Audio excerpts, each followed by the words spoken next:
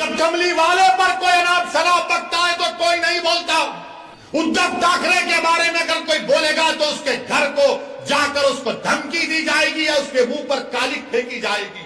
शरद पवार पर कोई बोलेगा तो थप्पड़ मारा जाएगा। तो बताओ क्या शरद पवार को बोला जाएगा, उद्धव ठाकरे को बोला जाएगा, मोदी को बोला जाएगा, और जब मेरे रसूल के बारे में बोला जाएगा तो तुम सब गूंगे बन जाओगे। मेरे अजीज दोस्तों और बुजुर्गों, हिजाब, हलाल गोश्त, मस्जिद, अजान, CAA सब पे होते होते अब टीवी पर अल्लाह के रसूल सल्लल्लाहु अलैहि वसल्लम की शान में बकवास भी हो रही। एक अंग्रेजी टीवी चैनल के ऊपर भारतीय जनता पार्टी के स्पोक्स पर्सन एक मोहतरमा साहिबा ने रहमतुल्लाह आलमीन सल्लल्लाहु अलैहि वसल्लम पर अनाप शनाप बोल दिया, हमारी उम्मत की मां पर कुछ बोल दिया। मैं पूछना चाहता हूं क्यों नहीं कांग्रेस बोलती इसके ऊपर, इसके खिलाफ? क्यों नहीं राष्ट्रवादी इस पर कुछ बोलती है? कौन बोलता है? मुसलमान ही बोलता है, असदुद्दीन ओवैसी बोलता है। हैदराबाद में आज कमिश्नर ऑफ पुलिस हैदराबाद के पास एक कुल जमाती डेलीगेशन गया, मगर आपको बता रहा हूं और आप गवाह हैं मेरी इस बात का कि जब कमली वाले पर कोई अनाप शनाप बकता है तो कोई नहीं बोलता। उद्धव ठाकरे के बारे में अगर कोई बोलेगा तो उसके घर को जाकर उसको धमकी दी जाएगी या उसके मुंह पर कालिक फेंकी जाएगी। शरद पवार पर कोई बोलेगा तो थप्पड़ मारा जाएगा। शरद पवार के बारे में कोई लिखेगा तो उस एक्ट्रेस को जेल में डाल दिया गया। तो बताओ क्या शरद पवार को बोला जाएगा, उद्धव ठाकरे को बोला जाएगा, मोदी को बोला जाएगा, और जब मेरे रसूल के बारे में बोला जाएगा तो तुम सब गूंगे बन जाओगे? तुम कुछ नहीं बोलोगे। मैं आपसे मुखातिब नहीं हूं, मैं इख्तिदार की कुर्सियों पर बैठने वालों से पूछ रहा हूं, बताओ, बोलो। शरद पवार के बारे में बोले तो थप्पड़ मारकर ऐनक तोड़ दिए। उस एक्ट्रेस ने कुछ कहा तो जेल में डाल दिए। मोदी के खिलाफ लिखे तो जेल में डालते हैं, योगी के खिलाफ कुछ बोले तो जेल में डालते हैं। और रसूल अल्लाह सल्लल्लाहु अलैहि वसल्लम की शान में को अनाप शनाप बकता है। अरे खाली नारे लगाने से कुछ नहीं होता। मैं जो कह रहा हूं सोचो उस बात पर। जब अल्लाह अकबर कहते ना तो उसके माने समझो। मेरे अजीज दोस्तों और बुजुर्गों, आपकी खामोशी मुझे शिकवा इन तमाम पार्टी से नहीं है, मैं आपसे शिकायत कर रहा हूं। मैं आपके सामने अपना दर्द बयान कर रहा हूं। मैं अपनों के दरमियान में खड़े होकर आपसे भीख मांग रहा हूं। मुझे उनसे उम्मीद नहीं है, मुझे आपसे उम्मीद है। अगर मेरी बात कड़वी लग रही तो अपना एक दीवाना बेटा और भाई समझकर माफ कर दो, मगर मेरा हक बनता है कि मैं तुम्हारे सामने बोलूं। अगर तुम्हारे सामने नहीं बोलूं तो कहां जाकर बोलूं, बताओ।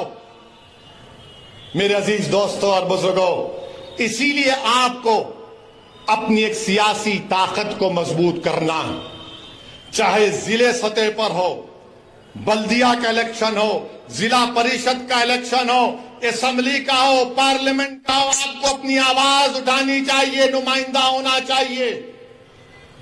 मत जाओ इन लोगों की बातों में कि ओवैसी खड़ा होगा तो उन्हों जीत जाएंगे।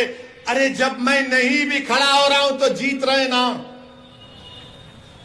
मुबारकपुर से ताल्लुक रखने वाले कितने यहां पर बताओ, हाथ उठाओ। मुबारकपुर से कितने लोग हैं कि जामिया अशरफिया की बिल्डिंग को तोड़ा गया, कुछ समाजवादी के लोग बोले? नहीं बोलेंगे। फिर आप क्या करेंगे? नहीं इलेक्शन आए, नहीं ओवैसी बोलता अच्छा भाई, मगर अब क्या करेंगे? आप याद रखो, आप हुकूमतों को नहीं बदल सकते, आप अपने नुमाइंदों को कामयाब कर सकते हैं। आपको अपने नुमाइंदों को कामयाब करना है। और हम भारत के प्रधानमंत्री से अपील कर रहे हैं, रिक्वेस्ट कर रहे हैं कि देश के प्रधानमंत्री आप अपने नेशनल स्पोक्स पर्सन के खिलाफ एक्शन लीजिए। अगर आप सबका साथ, सबका विकास, सबका विश्वास की बात करते हैं, आप हमारे खिलाफ रहिए, मगर इतना नफरत मत करिए कि जिसके नाम का सदका हम खाते हैं आप उनके नाम के बारे में अनाप शनाप बक दें।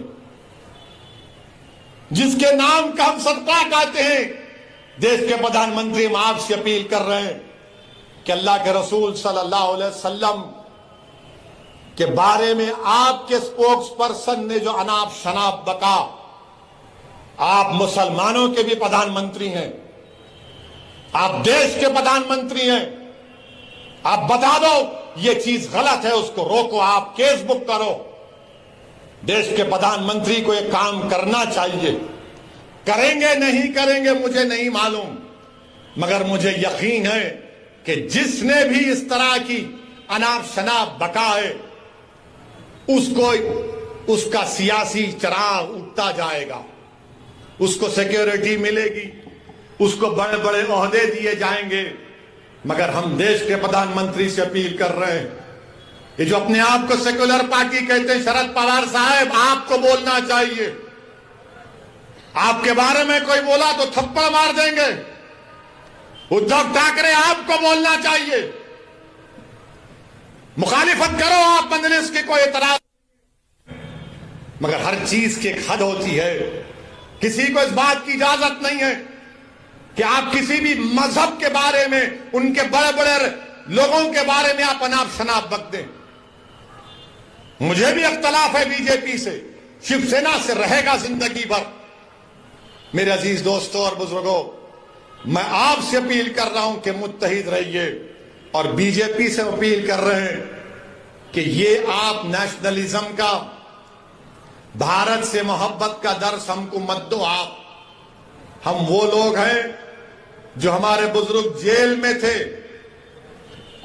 एक खत भी हमारे बुजुर्गों ने अंग्रेजों से माफी का नहीं लिखा। क्या अल्लामा फजले खैराबादी ने काला पानी की सजा में को अंग्रेजों को खत लिखा? फांसी पर चढ़ गए मोदी जी, अंग्रेजों के खिलाफ माफी नहीं मांगी, पेंशन नहीं लिया अंग्रेजों के खिलाफ।